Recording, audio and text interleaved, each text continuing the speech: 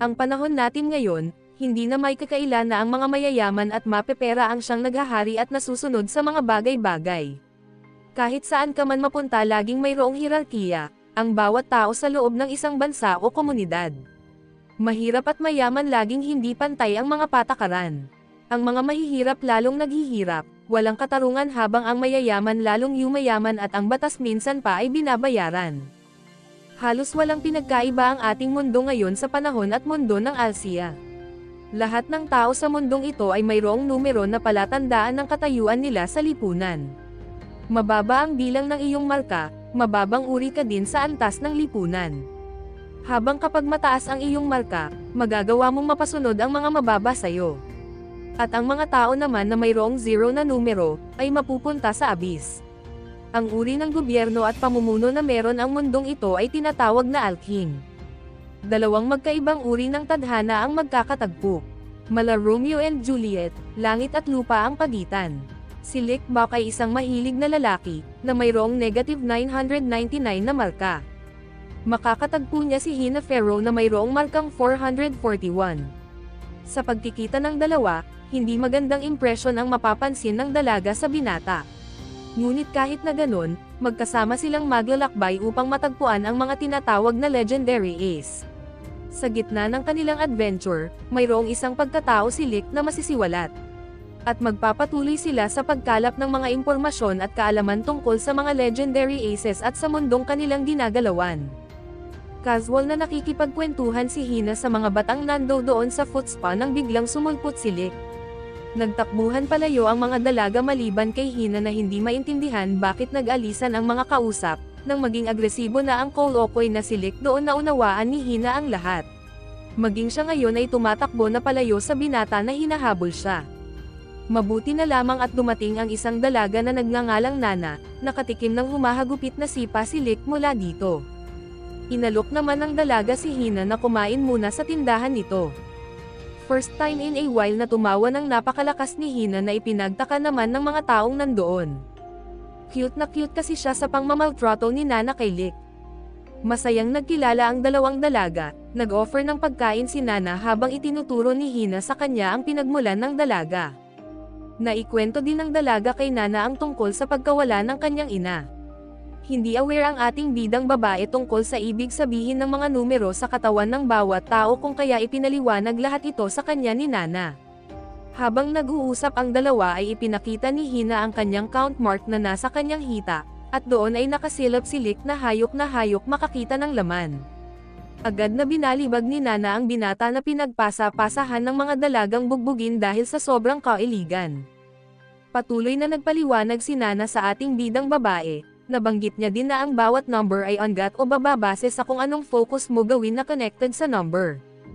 Halimbawa ang number ni Nana ay umaangat kapag may nagsabi na masarap ang pagkain na niluto niya, at bumababa naman ito kapag may nagsabing hindi ito masarap. Si Hina naman ay nakabase sa distansya ng kanyang napupuntahan ang pagdagdag ng mark niya. Ngayon nga ay 441 ang mark niya, namangha dito si Nana dahil 100 kilometers ang kailangan para sa isang point. Ibig sabihin nito, malayo-layo na ang nalalakbay ng ating bidang babae. Umabot ang usapan ng dalawang dalaga tungkol sa hinahanap niyang legendary ace na ibinilin sa kanya ng ina. Malungkot si Hina nang malaman na isang kwento-kwento lamang ito, ngunit nang paalis na siya ay may dumating na isang lalaking nagpakilala na siya ang hinahanap ng dalaga. Bumuhos ang luha ng dalaga nang finally nakita na niya ang taong 5 taon na niyang hinahanap. At isinama siya ng lalaki na ito sa tinutuluyan nito, ngayon ay hindi na komportable si Hina sa ginagawa sa kanya ng lalaki. Ipinakita niya sa lalaki ang isang bola na tinatawag na balot na may numero, at agad siyang tinutukan nito at pilit na kinukuha ang balot. Hindi pumapayag ang ating bidang babae, sa gitna ng pag-uusap nila ngayon ay napag-alaman ni Hina na isang impostor ang lalaki na ito. Dumating si Lick sa eksena, kung saan tinatakot na ng lalaki si Hina na uubusin nito ang nag-iisa na lamang na count niya. Hinamon ni Lick ang lalaki ng isang bet, at malakas loob ng lalaki dahil negative 999 ang count ng ating bidang lalaki. Gulat na gulat ang lalaki dahil kahit anong gawin niya na pag-espada dito ay hindi ito pumapalag. Napagtanto niya na isang ballot holder si Lick dahil sa score nito na hindi pa siya napupunta sa abyss. At bago tuluyang tapusin ni Licht ang lalaki ay pinagsabihan niya si Hina na huwag nang hanapin ang legendary ace at mamuhay na lamang ng normal. Takot na ang lalaki maging ang mga tauhan nito dahil ipinakita ni Licht ang tunay niyang count. Si Licht pala ay isang legendary ace na nagtataglay ng 5,700 count. Ipinakita niya sa abusadong lalaki na ito ang kanyang kakayahan na maglaho, habang ang lalaki naman ay nagtatapang-tapangan na lamang. Bawat hakbang ni Licht ay malakas na hangin ang tumatama sa lalaki na bumubagbag dito. Hindi nagpatinag ang lalaking abusado, lumaban siya kay Licht gamit ang kanyang espada. Ngunit dahil sa emosyon na mayroon ang ating bidang lalaki para sa mga sakripisyo ni Hina mahanap lamang ang legendary ace ay tinapos na niya ang laban. Nagmulat ng mata si Hina at nakita niyang nasa himpapawid na sila. Nagtataka naman siya, at tinanong si Licht tungkol sa pagiging legendary ace nito. Ngunit iniba ng binata ang usapan, na agad naman naintindihan ng dalaga kung kaya niyaya na lamang niya itong kumain. At bago pa man sila bumulusok pababa, sinabihan ni Hina si Licht na ayaw ng dalagang makitang nasasaktan ang binata, kung kaya iingatan nito ang kanyang sarili. At para sa final blow, ay pabulusok na tinamaan ni Licht ang abusadong lalaki upang mabawi ang count ni Hina. Naibalik na ang count ni Hina, mas malaki pa kumpara sa una niyang count dahil isang na lang ang iniwan nila sa abusadong lalaki. Hindi maintindihan ni Hina ang ginagawa ngayon ni Licht. Kinuha kasi nito ang kanyang balot, at tinutukan siya ng espada. Sinabi ng binata sa dalaga na madaming legendary aces at hindi siya ang hinahanap niya. Ibinato ng binata ang isang manika sa ating bidang babae, at mabilis itong umalis sa harap ng dalaga. Bumalik si Hina kay Nana, at nang magkaharap sila ay doon bumuhos ang luha ng ating bidang babae. Malungkot si Hina na ipinakita kay Nana ang manikang iniwan sa kanya ng binata. May napansin si Nana doon, kung kaya agad niya itong ibinalik sa dalaga. Nagulat naman si Hina nang biglang sumabog ang manika at nandoon ang kanyang balot. Napagtanto ng babae na palabas lang ni Licht ang lahat. Sa kabilang banda malungkot si Licht sa paglayo niya sa dalaga, habang si Hina naman nang malaman ang katotohanan sa likod ng palabas ng binata ay agad niya itong hinanap at hinabol. Napakalungkot ng eksena na ito para sa dalawa, habang naghahabol ang dalaga ay inalala niya lahat ng paghihirap na pinagdaanan niya makita lamang ang binata. Nilalabanan ni Licht ang kanyang nararamdaman, ayaw niyang balikan si Hina. Sa gitna ng papalubog na araw, hinahabol ni Hina ang kanyang pangarap, buhay at magiging pag-ibig ngunit hindi na siya nito nilinggan pa. Kahit anong sigaw, at sabihin ng dalaga mas pinili ni Licht na lumisan na mula dito. Dahil dito nagbitaw si Hina ng salitang I hate you, nagpa-1,000 sa dating -999 ni Licht. Ipinaalam na sa iba pang military na naka-assign sa ibang mga lugar ang pagiging wanted ni Licht dahil siya ang legendary ace, at may isang balot. Ang pagkakaroon ng balot ay isang malaking labag sa batas. At sa isang maliit na bayan na ito, naka-assign ang isang magandang military girl ay nakatanggap na ng sulat tungkol sa announcement ng paghuli kay Licht. Ang dalaga na ito ay mayroong mabuting puso para sa mga mahihirap. Ang kanyang number count ay nakabase sa kanyang pagtulong, ngunit aangat lamang ito kung seryosong sitwasyon ang matutulungan niya. Ngunit kahit na ganon pa man, hindi man umangat ang kanyang count at rango ay nagpapatuloy pa din siya sa pagtulong sa mga mamamayan ng maliit na komunidad na ito. Habang naglalakad at nagkekwentuhan ang dalawang military na ito ay napansin nila ang bagong nagtitinda sa daan. Mabilis itong nilapitan ng babaeng militar, dahil pasok sa description ng wanted ang itsura ngayon ng lalaking ito. Pilit niyang tinatanggal ang maskara nito ngunit sinabi ng ating bida na hindi siya ang nasa wanted poster. Nagdadahilan siya na kaya ayaw niyang tanggalin ang mask ay dahil pangit siya. Para patunay sa sinasabi niya ay ipinakita niya ang -1,000 mark niya sa kanyang kamay, tanda ng 1,000 na ang babaeng nag-reject sa kanya. Nagsuggest ang kasamang lalaki na military sa dalaga na i-date niya ang kawawang lalaki. Pampalubag loob ay sinabi niya na ito na ang chance ng babae na madagdagan ang count niya. Sinimulan nila sa holding hands at nadagdagan nga ang count ng dalaga.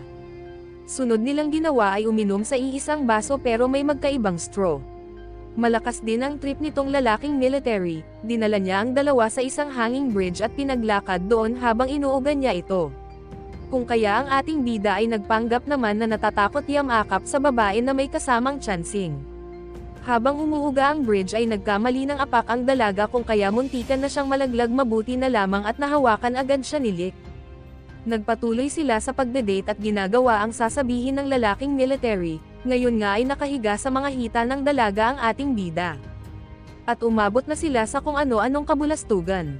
Mas nadagdagan kasi ang count ng dalaga nang hawak-hawakan ni Lick ang hita nito, lalo pa ang panty niya.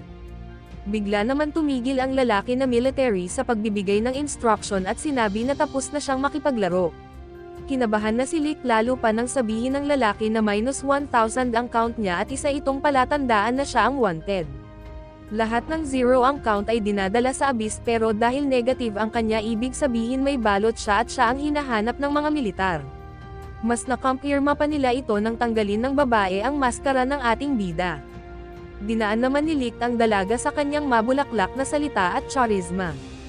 Habang ang dalaga ay nag-i-imagine ng kung ano-ano sa ating bida, ay nagising siya sa katotohanan na tinakasan na sila ng binata.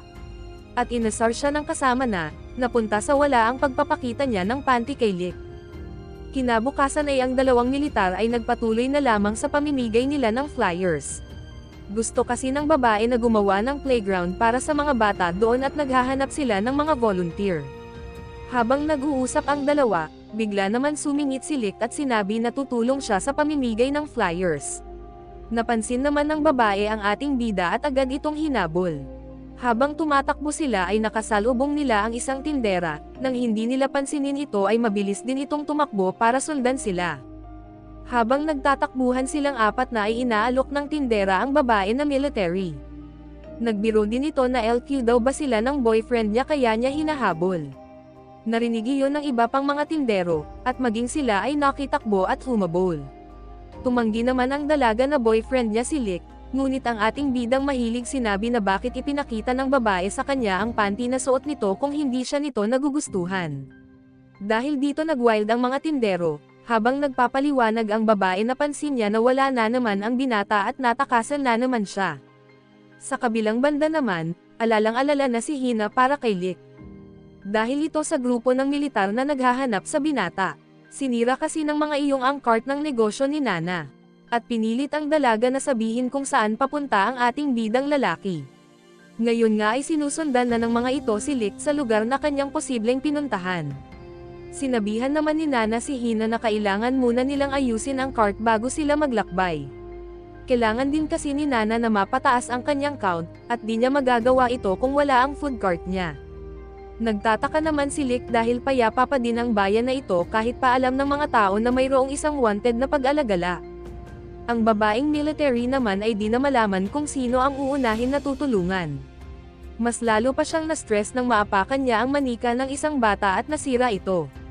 Pilit niya itong inaayos ngunit hindi niya magawa. Narinig naman ni Lick ang sinabi ng babae na importante sa bata ang manika na iyon kung kaya kailangan niya iyong maayos. Dahil doon ay nagpakitang muli si Lick sa kanila, at inayos ang manika. Naghabulan muli ang dalawa kasama ng mga tao. Ngunit biglang napahinto ang ating bida, at may lumabas na mga matutulis na bakal mula sa lupa. At nasaksak nito si Lick, alalang-alala naman ang babae sa ating bida. Ang grupong ito ay ang naghahanap kay Lick, at nagulat ang lahat ng pag-alis ng ating bida ng kanyang costume ay hindi siya nagalusan. Ngunit agad din siyang inatake ng mga tauhan na militar. Maging ang babaeng militar na nag-alala sa kanya ay inatake ng mga ito, mabuti na lamang at mabilis siya at kanyang nasalag. Inatake ng leader si Lick, parehas silang ballot holder kaya ang lalaki na ito ay may kakaibang ability din, ayun na nga ang paggamit ng metal. Mas pinili ng ating bida na umiwas sa mga atake nito at huwag itong labanan. Lalo pa nang makita niya na 12,500 ang tunay na count nito.